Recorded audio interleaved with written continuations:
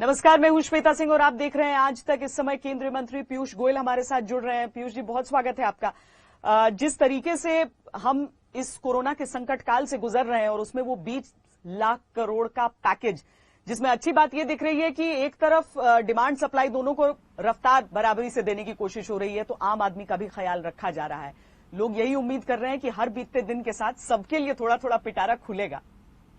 आप देखिए, माननीय निर्मला सीतारमण जी, हमारी वित्त मंत्री ने कैसे बहुत ही अच्छी तरीके से एक एक वर्ग की चिंता की है। मैं समझता हूँ माननीय प्रधानमंत्री नरेंद्र मोदी जी की जो आंख है वो देश के 130 करोड़ लोगों पे नियंत्रण बनी हुई है और हर एक वर्ग की चिंता करना उनकी विशेषता है।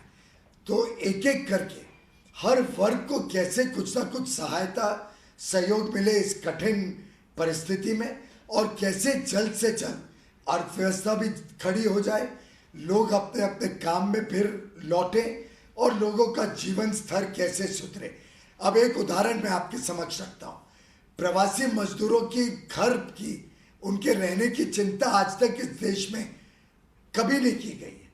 इस बार पहली बार सस्ते मकान बने और वो कम किराए पे प्रवासी मजदूरों के लिए उपलब्ध कराए जाएं। ये अपने आप में एक बहुत नई सोच इस पैकेज में माननीय निर्मला सीतारमण जी ने देश के समक्ष रखी है। इसी प्रकार से अलग अलग योजनाएं जिससे ब्याज में कुछ छूट मिले या अलग अलग लोगों को सरलता से लोन मिले, ऐसे अन्य योजनाओं से मैं समझता हूँ करोड़ों लोगों तक पहुंचने की आज की घोषणाओं में वित्त मंत्री जी ने अच्छा सफल प्रयास किया है। पीयूष गोयल जी, चूंकि आपने प्रवासी मजदूरों का जिक्र किया ही है, तो मैं उस तरफ चर्चा को ले जाना चाहती हूं कि जब तक रेलगाड़ियां नहीं चलाई गई थी, वो श्रमिक स्पेशल नहीं चलाए गए थे, तब तक तस्वीर बहुत ज्यादा दर्दनाक थी। ऐसा नहीं है कि आज वो तस्वीर का दर्द कुछ कम हुआ है, लेकिन एक चीज समझना चाहती हूं कि इतनी ट्रेनें चलाने के बावजूद क्यों ऐसा नजर आ रहा है कि कई मजदूर अपने अपने राज्यों को जाने के लिए अभी भी सड़कों पर ही निकल रहे हैं। क्या सभी राज्यों ने उतनी तादाद में आपसे ट्रेन की मांग नहीं की है? बहन जी, दुर्भाग्य की बात है कि हमारे पूरे प्रयासों के बावजूद कई राज्य ऐसे हैं जो ट्रेन को ले ही नहीं रहे। जो भारतीय रेल ने सुविधा उपलब्ध कराई है उसमें हमने 1200 ट्रेन, आप कल्पना करिए 1200 ट्रेनें पूरी तरीके से आरक्षित कर दी हैं श्रमिक स्पेशल के लिए, जिसके तहत हम 250 से 300 ट्रेन हर रोज चला सकते हैं। पहली मई से हमने पूरी तैयारी रखी थी कि 250 से 300 ट्रेन रोज चल सके, और हमारा अनुमान था कि राज्य सरकारें बड़ी बड़ी बात करते थे। मुझे सैकड़ों चिट्ठियां आती थी कि प्रवासी मजदूरों को घर जाने के लिए आप सुविधा दीजिए, ट्रेन चलाइए। हमने पूरी सुविधा तैयार कर दी। अब जब एक एक राज्य, अब मुंबई का ही देख लीजिए, मुंबई से पश्चिम बंगाल को 6 मई से रोज चिट्ठियां जा रही हैं कि हमें ट्रेन भेजनी है पश्चिम बंगाल के अलग अलग जगह। मुझे कल बताया गया कि 17 ऐसी रिक्वेस्ट पश्चिम बंगाल को भेजी गई है अभी तक। वैसे तो रिक्वेस्ट 100 ट्रेनों की है, पर वो कह रहे हैं हम और कहाँ भेजे जब पहली 17 ही नहीं परमिशन मिली है। अब पश्चिम बंगाल के लाखों प्रवासी देश भर में मजदूरी करते हैं, लाखों। वो उसमें से कई लोग अपने घर जाना चाहते हैं, अपने माँ बाप को मिलना चाहते हैं, अपने बच्चों को मिलना चाहते हैं। रेल की सुविधा हम 3 घंटे में उपलब्ध करा देंगे। कोई भी रेलवे स्टेशन, 8000 स्टेशन है देश में, जो स्टेशन से लोग कहें, राज्य सरकार कहे, उस स्टेशन से रेलवे ट्रेन की सुविधा उपलब्ध करने को तैयार है, जिस डेस्टिनेशन के लिए उनको परमिशन मिल जाए। पश्चिम बंगाल की सरकार ने पहले तो सिर्फ 2 ट्रेन की परमिशन दी। 8 तारीख की रात को जब माननीय गृह मंत्री जी ने पत्र लिखा और 9 तारीख की सुबह वो पत्र देश के समक्ष आया, तब तक सिर्फ 2 ट्रेनों की परमिशन पश्चिम बंगाल ने दी थी। उस दिन दोपहर को हमें मिला कि 8 और ट्रेन लेंगे। आपको बताते हुए मुझे शर्म आती है कि वो भी सिर्फ 8 में से भी सिर्फ 5 ट्रेन पश्चिम बंगाल ने ली, यानी आज तक सिर्फ 60 ट्रेनें जा चुकी हैं। मैं आपके माध्यम से कहना चाहता हूं, जो राज्य जितनी परमिशन देगा, हम 250 से 300 ट्रेन रोज चला सकते हैं। पश्चिम बंगाल हमें 100 ट्रेन रोज मांग ले, हम आज से लेकर 15 जून तक 100 ट्रेन पश्चिम बंगाल में रोज देंगे। माननीय प्रधानमंत्री जी चाहते हैं कि हर प्रवासी को रेल की सुविधा मिले, जो अपने घर जाना चाहते हैं सुविधाजनक सुगम यात्रा करके अपने घर पहुंचे, अपने बच्चों माँ बाप के पास पहुंचे। और उन्होंने ये सुनिश्चित 1 मई से कर रखा है। ये उत्तर प्रदेश में 400 से अधिक ट्रेन चली गई, बिहार में 200 से अधिक ट्रेन चली गई, फिर पश्चिम बंगाल में सिर्फ 7 ट्रेन क्यों गई हैं? छत्तीसगढ़ में मात्र शायद 18 या 44 ट्रेन क्यों गई हैं? राजस्थान में 18 ट्रेन क्यों गई हैं? झारखंड में मात्र 44 ट्रेन क्यों गई हैं? मैं समझता हूं इन सब राज्यों ने जनता को जवाब देना पड़ेगा क्यों वो ट्रेनें नहीं ले रही हैं, और जल्द से जल्द इन सब राज्यों ने ट्रेन स्वीकार करनी पड़ेगी, जिससे हम ये सभी प्रवासी भारतीयों को अपने ठिकाने पे पहुंचा सकें। और आपके माध्यम से मैं सभी प्रवासी मजदूरों को कहना चाहूँगा, आप सड़क पे ना निकलें, आप ट्रैक पे ना निकलें, आप साइकिल, बस और ट्रक पे ना चढ़ें, आप अपने नज़दीकी कलेक्टर के ऑफिस में जाएं, वहाँ अपनी दरख्वास्त करें और उस राज्य सरकार के माध्यम से आपके राज्य सरकार को परमिशन के लिए पत्र लिखवाएं, और रेलवे आपको वहीं से लेके अपने घर तक पहुंचाने के लिए तैयार है। चलिए, मुझे लगता है कि आपके आरोप पर अभी इन सारे राज्यों का जिनका आपने नाम लिया है, सबकी तरफ से कोई ना कोई पलटवार तो जरूर आना होगा। लेकिन अभी हम जरा उन स्पेशल ट्रेनों की भी बात कर लेते हैं पीयूष जी, जो रेलवे ने चलाई, ताकि बाकी लोग भी अपने अपने घरों की तरफ जा सकें जिनके लिए उन्हें किराया देना पड़ रहा है। लेकिन इसके साथ ही वो श्रमिक स्पेशल ट्रेनों के किराए की बात पर भी आपसे स्पष्टीकरण जरूरी है, जिसे लेकर इतना असमंजस हुआ कि कहा गया 85% केंद्र, 15% राज्य। कांग्रेस ने कहा नहीं, हम तो पूरे के पूरे पैसे दे देंगे। उसके बावजूद मजदूरों ने दिखाया कि देखिए टिकट के पैसे हमने दिए हैं। बहन जी, इसमें बहुत ही सरल व्यवस्था की गई। पूरा जो खर्च होता है ऐसी स्पेशल ट्रेन चलाने का, वो खर्च अगर 100 रुपए होता है तो केंद्र सरकार ने उसमें से 85 रुपए खुद रेलवे के ऊपर पूरा उस खर्च को अपने कंधे पे उठाने का निर्णय लिया। तो हर 100 रुपए जो खर्च होता है उसमें 85 रुपए केंद्र सरकार और भारतीय रेल के कंधे पे आते हैं, हमारे ऊपर आते हैं। अब पूरी तरीके से आप जरा कल्पना करिए, अगर अनाउंस कर दे कि सब कुछ मुफ्त है, तो लाखों करोड़ों लोग एक इस मुफ्त सुविधा के लालच में अगर ट्रेन स्टेशनों पे हजारों लाखों की संख्या में पहुंच जाए तो व्यवस्था चरमरा नहीं जाएगी। कैसे कंट्रोल करेंगे? आपने देखा था हमारे कांग्रेस के कुछ मित्रों ने कैसे बांद्रा स्टेशन पे हजारों लोगों को पिछले लॉकडाउन के अंतिम दिन में भेज दिया था। कैसे लॉ एंड ऑर्डर प्रॉब्लम हो गई, कैसे संक्रमण तेजी से फैल सकता था। इसलिए हमने मात्र 15% स्टेट गवर्नमेंट से लिया। हमने कोई प्रवासी मजदूर को एक भी टिकट नहीं भेजा। हमने स्टेट गवर्नमेंट को कहा हम आपको टिकट दे देंगे पूरी ट्रेन के और आपसे पैसा ले लेंगे। अब आप वो पैसा खुद दें, आप वो पैसा जिस राज्य में लोगों को भेज रहे हैं उनसे कलेक्ट करके हमें दें, या आप मजदूरों से कलेक्ट करें, ये आपके ऊपर निर्भर करता है। कुछ राज्यों ने स्वयं से कहा कि हम पैसा देंगे, तो उन राज्यों ने खुद दे दिया। कुछ राज्यों ने कहा कि जब पैसेंजर हमारे राज्य में आ जाएगा तो हम चाहते हैं कि वो क्वारंटाइन हो, वो टेस्ट हो, उसके बाद हम उसको पैसा वापस लौटा देंगे। जैसे बिहार ने कहा जब पैसेंजर आ जाएगा हम 500 रुपये किराए के अतिरिक्त देंगे, पर उससे क्वारंटाइन वगैरह की सुविधा सुनिश्चित कर पाएंगे। नहीं तो संक्रमण रोकने के लिए उनके पास कोई साधन नहीं है। उड़ीसा सरकार ने तो 2000 रुपये दिए हर ऐसे प्रवासी मजदूर को जो वहां पे गया। उत्तर प्रदेश सरकार ने 1000 रुपये दिए और साथ में 1000 रुपये तक के वस्तुओं का किट दिया, जिसमें राशन है, तेल है, अलग अलग प्रकार की वस्तु दी। तो मैं समझता हूं कुछ राज्यों ने मुफ्त कर दिया, कुछ राज्यों ने इसको नियंत्रण रखने के लिए कहा कि जब मजदूर हमारे यहाँ आ जाए, क्वारंटाइन और टेस्टिंग हो जाए, उसके बाद हम पैसा लौटा के उनको उनके घर सुनिश्चित पहुंचा देंगे। तो मैं समझता हूँ बहुत अच्छी व्यवस्था बनाई गई। और ये स्पेशल ट्रेनों में जो एक नई चीज दिखी वो तरीका नया ट्रैवल करने का, यानी कि एक तो कम ही ऐसा हुआ, कम ही क्या कहें, कभी नहीं देखा ऐसा कि रेलवे स्टेशन पर लोग एक दूसरे से दूरी बनाकर खड़े हों, भीतर जाने के बाद बेडिंग वगैरह नहीं। तो ये हम क्या समझे कि नई व्यवस्था की शुरुआत हो चुकी है अब कोरोना के इस संक्रमण काल में, और जैसा कि WHO कहता है कि ये शायद इस वायरस के साथ हमें जीना सीखना होगा, तो हम ये समझें कि अब आगे से सफर जब भी होगा, पूरी तरह लॉकडाउन खुलने के बाद भी, वो इसी तरह से संभव हो पाएगा। बहन जी, आपकी बात एकदम सही है। अब पूरी दुनिया को एक नए अंदाज में यात्रा करनी पड़ेगी, चाहे वो हवाई जहाज हो, चाहे ट्रेन हो, चाहे बस हो, या हम टैक्सी में बैठे।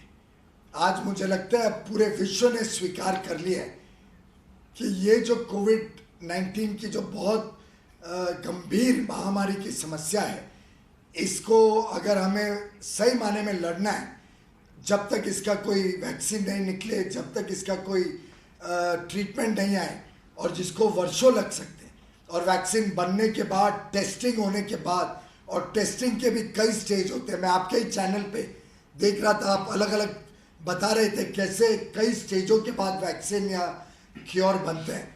तो अब काफ़ी समय तक विश्व में यात्रा का तरीका बदलेगा, और भारतीय रेल को भी उस नए बदले हुए तरीके से चलना होगा।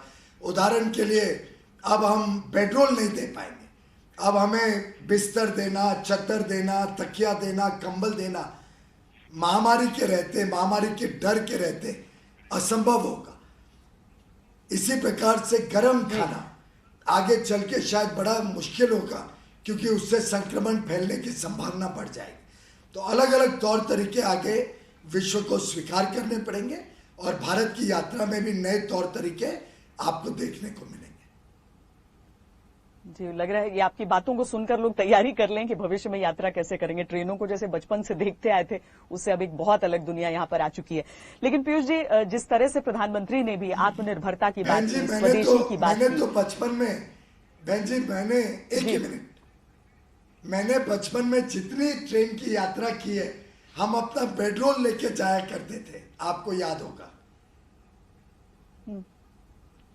जी, बेडिंग उस समय लेकर आते थे, मतलब आप कह रहे हैं कि दोबारा जी भोजन और बेडिंग घर से लेकर निकला करते थे। अब अच्छा याद दिलाया आपने कि अब दोबारा उसकी व्यवस्था अब शुरू करनी होगी, दोबारा उन बेडिंग रोल्स को ढूंढना पड़ेगा। लेकिन ये जो स्वदेशी और आत्मनिर्भरता की बात प्रधानमंत्री नरेंद्र मोदी ने की है, आज जिस दौर में हम रह रहे हैं वो एक ग्लोबलाइजेशन का दौर, क्या कोई विरोधाभास हम देखें स्वदेशी और ग्लोबलाइजेशन के बीच, या फिर वो भी एक नई दुनिया की शुरुआत हो रही है? बहुत स्पष्ट है कि स्वदेशी या आत्मनिर्भरता और अंतर्राष्ट्रीय जो ग्लोबलाइजेशन बोले या अंतर्राष्ट्रीय जो काम करने का तौर तरीका है, मिलजुल के काम करने का, इसमें जरा भी कोई अंतर विरोध नहीं है। आत्मनिर्भरता होती है कि भारत एक अपने आप में आर्थिक शक्ति बने, एक सुपर पावर बने, भारत में मैन्युफैक्चरिंग को बल मिले, मेक इन इंडिया को बल मिले, लोगों में एक नेशनलिस्टिक स्पिरिट हो, एक ऐसी भावना जगे कि भारत में निर्माण किया हुआ वस्तु भी अच्छी गुणवत्ता वाला हो सकता है, उसकी भी अपनी वैल्यू है। हर वस्तु में लाखों करोड़ों लोगों को पीछे नौकरी मिलती है, काम करने का अवसर मिलता है, हमारे उद्यमी को अवसर मिलते हैं, हमारे उद्योग को बल मिलता है। ये स्पिरिट आज देश में जागृत करने की आवश्यकता है। और आज हमारे 130 करोड़ लोगों की जो मार्केट है, जो इतना बड़ा डिमांड की संभावना है, उसको हम क्यों सिर्फ विदेशी कंपनियों को ही ऑफर करें? क्यों नहीं भारत में भी हम ऐसी कैपेसिटी बनाएं कि हम विश्व को सप्लाई कर सकें और भारत की भी रिक्वायरमेंट्स को पूर्ति कर सकें। अब आप एक छोटा उदाहरण ले लीजिए, पर्सनल प्रोटेक्टिव इक्विपमेंट। भारत में आज से 3 महीने पहले हजारों की संख्या में भी नहीं बनता था पर्सनल प्रोटेक्टिव इक्विपमेंट, जो हम डॉक्टर्स, नर्सेस को पहने हुए देखते हैं। जब जरूरत पड़ी तो भारत में इतनी क्षमता है, हमारे उद्यमियों में, हमारे मजदूरों में, कामगारों में इतनी क्षमता थी कि मात्र 3 महीने के भीतर आज भारत में 3 लाख से अधिक पर्सनल प्रोटेक्टिव इक्विपमेंट पीपी रोज बनते हैं। एवरी सिंगल डे 3 लाख से अधिक पीपी बनते हैं और आज हम आत्मनिर्भर बन गए। विश्व में कोई देश आज हमें सप्लाई नहीं कर रहे पीपीज, सब अपनी अपनी जरूरतों के लिए पीपीज रख रहे हैं। जिन देशों के पास पीपी एक्स्ट्रा है वो अमीर देशों को दे रहे हैं, भारत को देने के बदले अमीर देशों को पहले दे रहे हैं। तो ऐसे में आज भारत आत्मनिर्भर बना, ये अपने लिए कितने गर्व की बात है। वेंटिलेटर्स आज विश्व में किधर नहीं मिल रहे, हमारे ऑर्डर्स पेंडिंग है लेकिन देश दे नहीं रहे, लेकिन भारत की कंपनियों ने चुनौती स्वीकार की। आज भारत में वेंटिलेटर्स की प्रोडक्शन लगभग 50 गुना तक बढ़ जाएगी और भारत आत्मनिर्भर होगा। पीएम केयर्स फंड से 2000 करोड़ रुपए खर्च के आज गांव-गांव के जो प्राइमरी हेल्थ केयर सेंटर है उसमें हम वेंटिलेटर पहुंचाएंगे। तो ऐसे ऐसे करके एक आत्मनिर्भर स्वावलंबी भारत की कल्पना जो माननीय प्रधानमंत्री ने रखी है, मैं समझता हूँ देश की अर्थव्यवस्था को 4 कदम आगे बढ़ाएगा, 10 कदम आगे बढ़ाएगा। और जब पूरा देश जब इस आत्मनिर्भरता के संदेश के साथ जुड़ जाएगा तो मैं समझता हूँ देश में बड़े पैमाने पे रोजगार, बड़े पैमाने पे उद्योग को बल मिलेगा। पर पीयूष जी, अगर एक भारतीय का स्वाभिमान ये कहता है कि दुनिया में आज जो वर्चस्व मेड इन चाइना का है, हम उनकी क्वालिटी को एक तरफ रखें, किस देश में किस तरह की क्वालिटी भेजते हैं, मेड इन चाइना अगर अधिकतर सामानों पर अब तक दिखता था, और अगर एक हिंदुस्तानी अपने स्वाभिमान से भरकर ये सोचे कि मेड इन इंडिया उस मेड इन चाइना को रिप्लेस कर देगा, तो क्या यह अतिशयोक्ति है या फिर हम इसके लिए वाकई तैयार हैं? पूरी तरीके से तैयार है। भारत का जनमानस आज इस बात से जुड़ गया है। माननीय प्रधानमंत्री नरेंद्र मोदी जी के ऐलान को भारत के हर 130 करोड़ देशवासी ने अपने दिल में बिठा लिया है कि अब हमें जहां तक हो सके भारत में बना हुआ सामान इस्तेमाल करना है। भारत में बना हुआ कपड़ा, भारत में बना हुआ पेन, भारत में बने हुए चीज़ों को अब तेज गति से बल मिलेगा, प्रोत्साहन मिलेगा।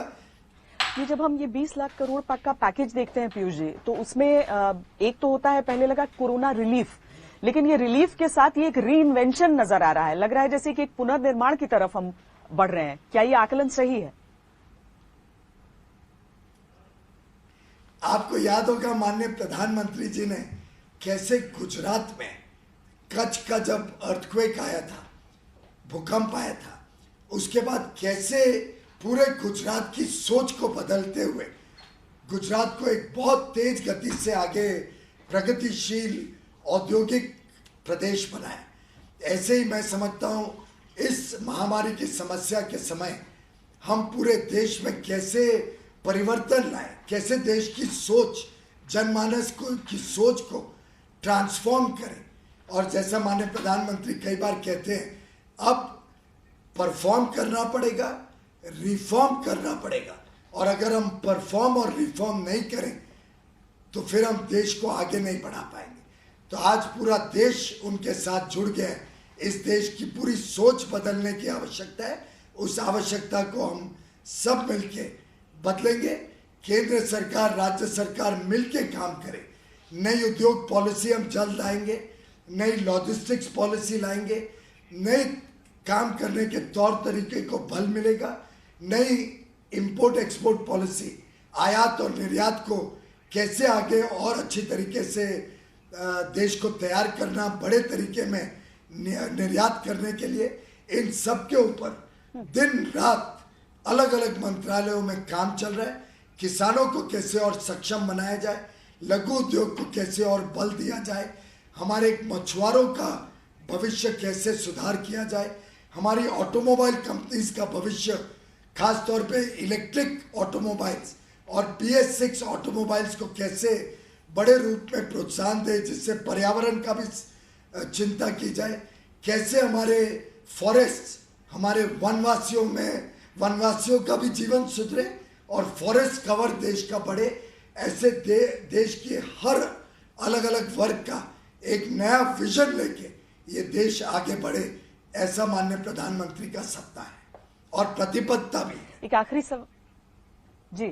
आखिरी सवाल पीयूष जी, वो ये कि प्रधानमंत्री ने जब संदेश दिया, जब देश से बात की इस बार, तो उन्होंने कहा कि कोरोना का खतरा तो है, लेकिन हमारी पूरी जिंदगी सिर्फ कोरोना के इर्द गिर्द नहीं घूम सकती है। इसके साथ ही उन्होंने चौथे चरण का जिक्र भी किया, लॉकडाउन का। तो हम क्या समझें कि जब हमारा एग्जिट होगा इस लॉकडाउन से, यानी जब ताला खुलेगा लॉकडाउन का, तो एक झटके में नहीं खुलेगा, बल्कि यही हमारा एग्जिट प्लान है कि हम धीरे धीरे थोड़ी थोड़ी सहूलियतें एहतियात के साथ देते हुए ही उस एग्जिट की तरफ बढ़ेंगे। मैं समझता हूं माननीय गृह मंत्री और उनका मंत्रालय इस आगे के 17 तारीख के बाद के चरण के बारे में पूरी तरीके से चिंता कर रहा है, प्लानिंग कर रहा है और जल्दी इसकी जानकारियां देश के समक्ष आएंगी।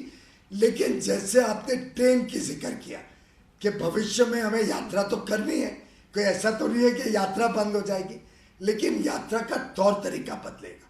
मैं समझता हूं आगे के लिए देश में काम बढ़ेगा, व्यापार बढ़ेगा, लोग फिर एक बार काम में उतरेंगे, काम करने लगेंगे। लेकिन स्वाभाविक रूप से इस महामारी को मद्देनजर रखते हुए काम का तौर तरीका में जरूर हम सभी को थोड़ा परिवर्तन करना पड़ेगा, थोड़ी सावधानी बरतनी पड़ेगी और इसके लिए देश आज तैयार है। हम सबको चिंता करनी पड़ेगी अपने परिवारों की, अपने दोस्तों की, अपने साथ काम करने वाले लोगों की। हम जब सब एक दूसरे की चिंता करते हुए आगे आने वाले दिनों में सावधानी रखेंगे तो मैं समझता हूँ इस महामारी से हमें डरने की आवश्यकता नहीं है। फिर एक बार सबको काम पे उतरना चाहिए, फिर एक बार सावधानी बरतते हुए हम देश को पटड़ी पे लाएं, देश की व्यवस्थाओं को, रोजमर्रा के काम को फिर एक बार नॉर्मलाइज करें, लेकिन भीड़ भड़कम ना करें। बड़ी बड़ी शादियां, बड़े बड़े पार्टीज, बड़े बड़े त्योहार, बड़े बड़े रिलीजियस या धार्मिक कार्यक्रम करते हुए जरूर हमें सावधानी बरतनी पड़ेगी, जिसकी गाइडलाइंस समय समय पे देश को सुधारते रहना पड़ेगा, देश को स्वीकार करते रहना पड़ेगा। रेल पटरी पर आई है, अब जिंदगी को पटरी पर आना है। बहुत बहुत धन्यवाद पीयूष गोयल जी हमसे बातचीत करने के लिए।